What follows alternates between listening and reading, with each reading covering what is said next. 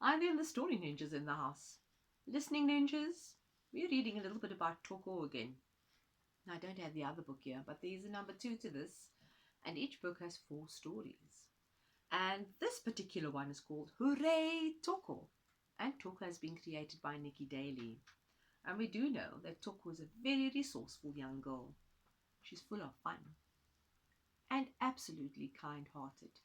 So let's find out Toko's next adventure. And this one is called Toko's Hat.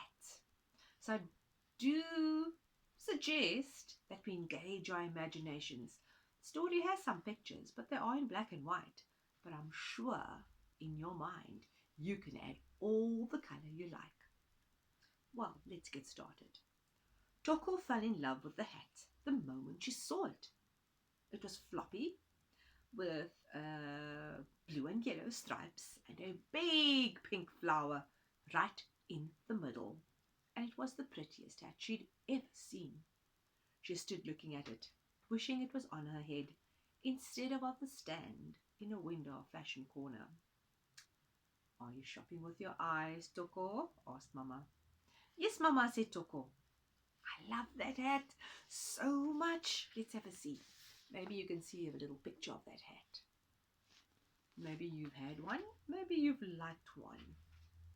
Well, I don't have any money for it now, but maybe when I get paid at the end of the week, I'll buy it for you. If you're good. Think some of us have heard that many times. I'll be good, Mama, said Toko. Well, the days went by slowly, and every night Toko hoped she would dream and dream about this new hat. Many of us hope and dream about things we'd like to have, don't we? And one night she did.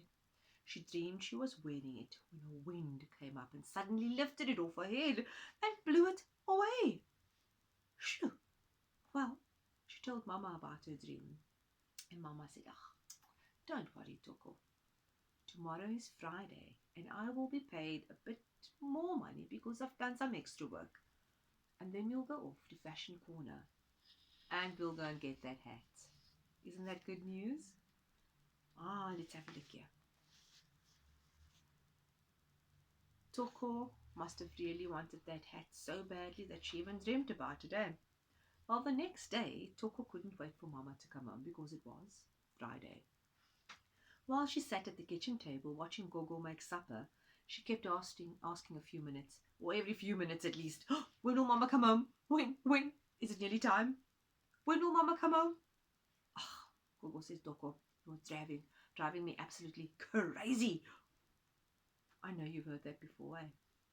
Well, Toko didn't know what that meant. So she asked again, but when will Mama come home? When will Mama come home? And Gogo rolled her eyes, put her hands on her hips, and sighed. Toko knew what that meant. Oh. Gogo was becoming just a little bit impatient. So, before that could happen, Toko went to her room, got out her paints, and painted a picture of herself wearing the beautiful new hat. And just as she finished, she heard the front door open. I think there Toko was losing herself in another creative activity. I know it happens to me too. Moro Gogo, where's Toko? She heard Mama's voice. And Toko rushed into the kitchen. She could tell something was wrong straight away. Toko, Mama said, I'm so sorry. Your hat was the last one they had, and it was already sold. Toko felt as though her tummy had turned upside down and inside out, and she burst into tears. Shame, poor Toko, been waiting so long. Well, that is not the only hat in the world, Toko, said Gogo. But Toko was heartbroken, because you all know she really loved that hat. Well, nothing Gogo or Mama could say would change it. The hat was gone. Well, that Sunday, Toko was still very, very sad. Let's see. As she walked to church, Gogo said, well, I'm going to say a very special prayer, Toko, so that you will be happy again. Well, there was no chance of that happening because as they entered the church, Toko saw something.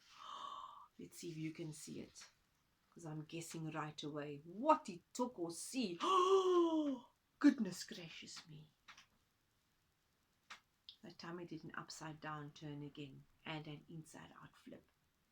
There was Thandi Makalima wearing what? None other than her hat.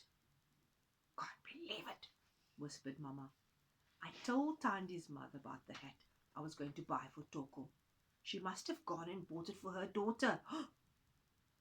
Well, when it was time to pray, Toko couldn't even close her eyes. All she could think of was that hat, that hat, that hat. And it ended up on someone else's head. How? Well, after church, they couldn't avoid walking home alongside the Makalimas. The wind was blowing and Thandi had to hold on to her hat. Oh, I hate this hat, said Thandi. It's too small and it keeps slipping off my head. With that, she took it off and she gave it to Toko. Yeah, you can have it, she said. But what will your mama say? Said Toko. I'll tell her the wind took it away, said Thandi. She won't mind. But I'm sure you can guess mamas would work very hard for money to buy that hat. Would say, and would definitely mind. Well, later, when Mama opened the front door and Toko saw Thandi and her angry mother standing in the wind, she knew exactly what they had come for. Toko, said Mama, take Thandi to your room. Mrs. Makalima and I need to have a talk. When big people talk. Serious. Let's find out what they spoke about. Well, when they were alone in a room, Toko asked, is your mama very cross? Yes, said Thandi. She didn't believe that the wind blew that silly hat off my head. It's a beautiful hat, said Toko, picking it up. She even showed her the painting of herself wearing that hat. You painted this? Gasped Thandi. It's beautiful. And before Toko could say thanks, Thandi ran off with Toko's painting to show her mother. Look at Toko's amazing painting, Mama, said Thandi. Ah, that is so lovely, said Mrs. Makalima. Mama was also smiling. Mrs. Makalima had agreed for me to buy Thandi's hat, said Mama. Oh, said Mrs. Makalima, I will swap it for Thandi's painting. Was it Toko's painting? Toko's painting, yes. And it will look absolutely stunning, framed and hanging in Thandi's bedroom. Thandi was excited. Cool, I'd love that. And with that exchange, everyone was happy. I'm happy, said Mama. I'm happy, said Mrs. Makalima.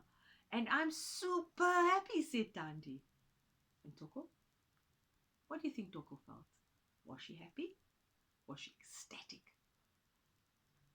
Well, Toko put on the pretty hat that finally belonged to her and smiled.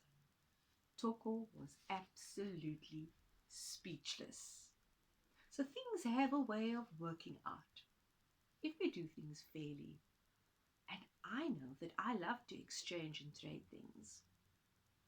So next time, we think fairly about something and things will work out. So goodbye for now and see you next time.